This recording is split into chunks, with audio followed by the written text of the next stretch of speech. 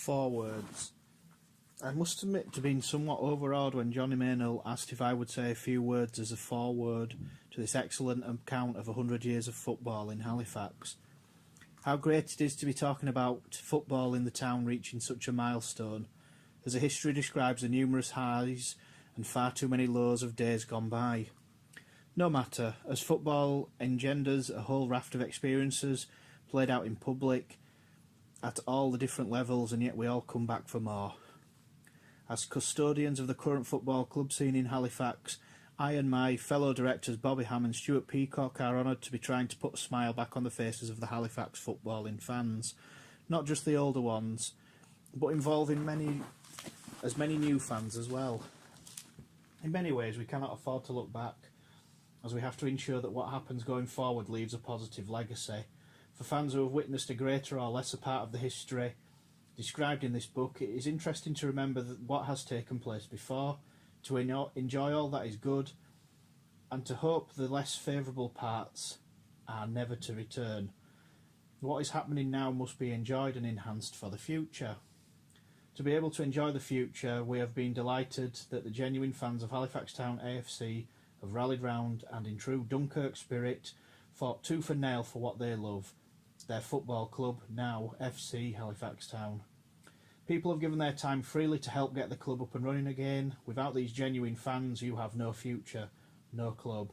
Yes, the fan base has to keep growing, and it is important that we create a genuine pride in the youngsters to ensure their first club is FC Halifax Town and not some Premier League team 40 or 50 miles away.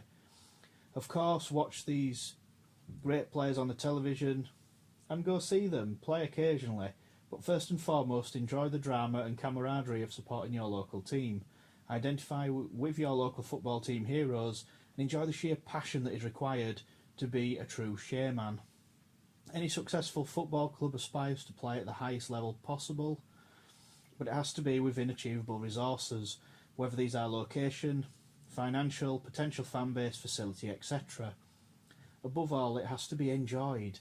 Yes, FC Halifax Town reformed in the fourth tier of non-league football, and some venues have provided real challenges. Despite this, the fans have really enjoyed the experience of visiting new towns, new grounds, local travelling, and moments of real fun and joy. In these 3 seasons of the new club, there has already been some great highlights, stunning goals, progress on and off the field, and great games with that special atmosphere and drama. Oh yes, the drama. No one who was there will ever forget Garforth. A constant in all of this time for both clubs has been the Shea Stadium, and it is with great credit to Calderdale Council that the new East Stand has been completed. The town of Halifax desperately needed a venue with a modern outlook, a hub for community development in the area, and now there is a facility with which local people can be proud. A venue which can be used for weddings, parties, business meetings, conferences, and allows the whole area to benefit from such footfall. No one must underestimate how important professional sport is to the town. It is vital that the name of FC Halifax Town not only survives the next 100 years, but progresses through success, as it brings profile to the whole town and Calderdale in general. Press, television and radio are such powerful mediums, and sport is paramount for all these media. So it is vital that everyone sees a positive outlook for Halifax. Congratulations to Johnny Meynell in bringing this book together, a real feat. We can only wonder what the next 100 years will bring. It is amazing how all this information has been collated, and we say devour the past, but please, please take part in the future. With you, the future is bright. Come on the Shaymen. David Bosamworth, Chairman, FC Halifax Town, May 2011.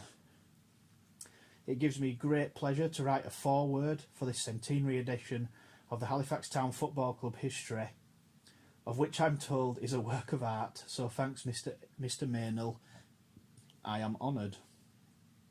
Halifax Town is a fantastic club who I first fell in love with during the early 1980s as a boy watching an FA Cup tie against Notts Forest.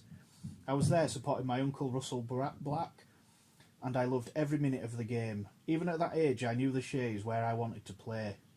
During my time we had some fantastic moments, like beating Rushden 2-0 in front of a full house, winning the league in 97-98, and the night of Manchester United coming to town. Managers, we have plenty. A special thank you must go to Jim McCalliog, who gave me my debut at Old Trafford, for which I, and I'm sure all of you wonderful supporters, will never forget. And also to George Mulhall, who made us all believe we were the best. There have been some amazing players over the years, such as Stevie Goal Machine Norris, Rick Holden, Lee Richardson, Kieran O'Regan and Super Jeff. They were all great guys on and off the field. The supporters and people involved with the club were magnificent to me in my time, and I would like to take this opportunity to say a big thank you to you all. You made my career so much more enjoyable. The club has a brilliant manager and committee behind them at the moment, so let's hope Neil and the boys can keep up the good work and take A.F.C. Halifax Town back into the Football League where they belong. I certainly wish them all the best. This book will remind us all of some fantastic people who have graced the Shay and some great memories of the good old days. I hope it brings a smile to every supporter's face.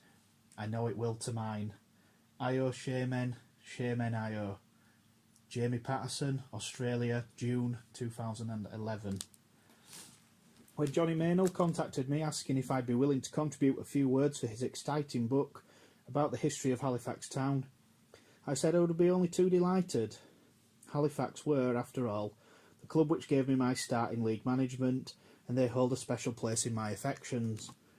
Football has given me some marvellous memories, many of them chronicled in this book.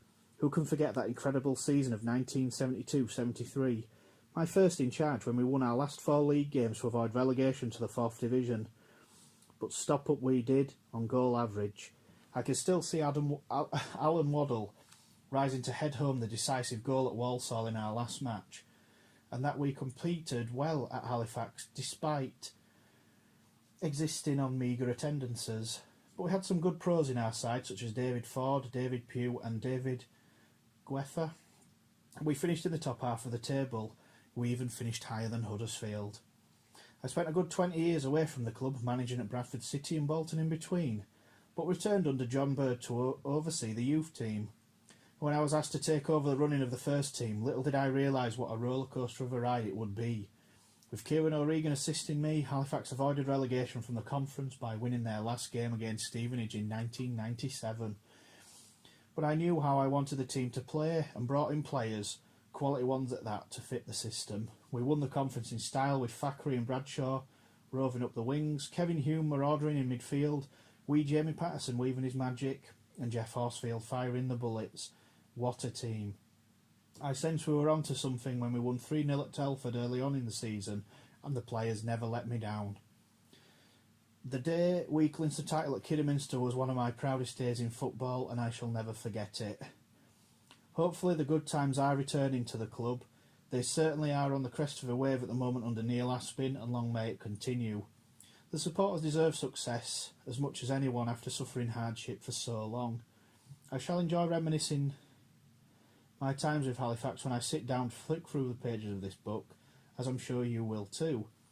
I'm certain it will also jog my memory of things I'd forgotten. It is a credit to the writer, and I hope it is a success. I'm sure it will be. It's great to look back, but also great to move forward. Long live Halifax Town.